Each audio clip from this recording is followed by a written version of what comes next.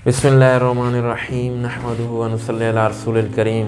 मेरे काबिल एहतराम दोस्तों, वालिदैन अज़ीम सरमाया है और बहुत बड़ी अल्लाह रब्बुल इज़्ज़त की नेमत है। इसके बारे में नबी करीम सल्लल्लाहु अलैहि वसल्लम ने फरमाया कि माँ के कदमों के नीचे जन्नत है और बाप जन्नत का दरवाज़ा है। तू चाहे तो खोल दे, चाहे तो बंद कर दे।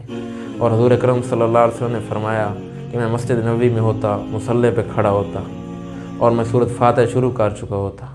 काश मेरी माँ ज़िंदा होती और मुझे आवाज़ देती, ऐ बेटा मोहम्मद सल्लल्लाहु अलैहि वसल्लम, तो मैं नमाज को तोड़ देता और मैं कहता लब्बैक माँ जी। यानी इतनी बड़ी हस्ती माँ के बारे में कहा गया कि अगर नफल नमाज में खड़े हो तो नमाज को तोड़ दे। यानी माँ की अहमियत को बताया।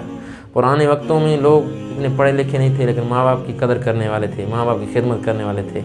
और आज पढ़े लिखे तो बहुत ज़्यादा हो गए हैं, दुनिया के इल्म भी हर बंदे के पास आ गया है, पर माँ बाप की कदर बहुत कम हो गई। लोगों के दिलों में माँ बाप की अज़मत निकल चुकी है। अवैस करनी रहमतुल्लाह अलैह ऐसे शख्स थे जो सहाबी बनने से रह गए थे, यानी माँ की खिदमत की वजह से सहाबी बनने से रह गए थे। और अल्लाह के नबी जब कारण की तरफ अपने चेहरे को करते तो अपने गिरबान को खोल देते थे कि कारण से हवा आ रही है।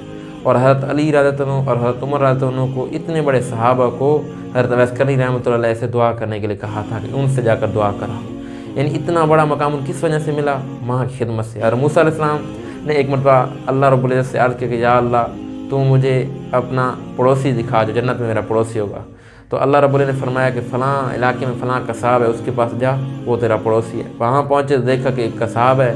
देखा इसका कौन सा अमल है? वो घर जाता है, गोश्त ले जाता है और वो गोश्त को पकाता है और अपनी माँ को खिलाता है। उसकी माँ कुछ बोलती है तो मूसा अलैहिस्सलाम फरमाते हैं कि ये तेरी माँ क्या कह रही है? वो कसाब कहता है कि ये मुझे रोज़ाना दुआ देती है कि अल्लाह तुझे मूसा अलैहिस्सलाम का जन्नत में पड़ोसी बनाए।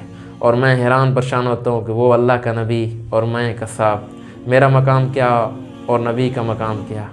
तो मूसा अलैहिस्सलाम फरमाया कि ये सच कहती है। माँ के रुतबे की वजह से नबियों का पड़ोस मिल रहा है। आज उसी माँ की अज़मत हमारे दिलों से निकल गई है, उसी माँ की हम खिदमत करने वाले नहीं माने। हालांकि हदीस में आता है कि बंदा सुबह उठे और बाप को मुस्कुरा कर देखे तो अल्लाह रब्बुल इज़्ज़त उसको मकबूल हज का सवाब अता फरमाते हैं। और इतना, यानी अभी तक कोई काम नहीं किया, देखने पर मकबूल हज का सवाब मिल गया।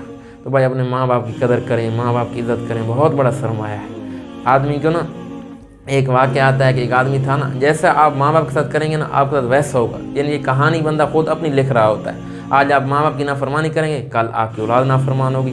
एक आदमी था ना, वो अपने बाप को ना दरिया पे ले गया और फेंकने के लिए ले जा रहा था। तो रास्ते में उसके जब दरिया पे पहुंचा तो उसके वालिद ने कहा कि बेटा थोड़ा सा आगे गहरा पानी है, मुझे आगे जाकर फेंकना।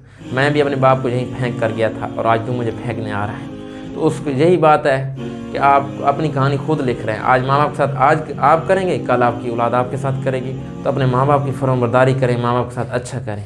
तो जो कोई सुने अल्लाह रब्बुल इज़्ज़त इस पर अमल करने की तौफीक अता फरमाए, इसको आगे पहुँचाने की तौफीक अता फरमाए। व आखिर दावाना अनिल हम्दुलिल्लाहि रब्बिल आलमीन।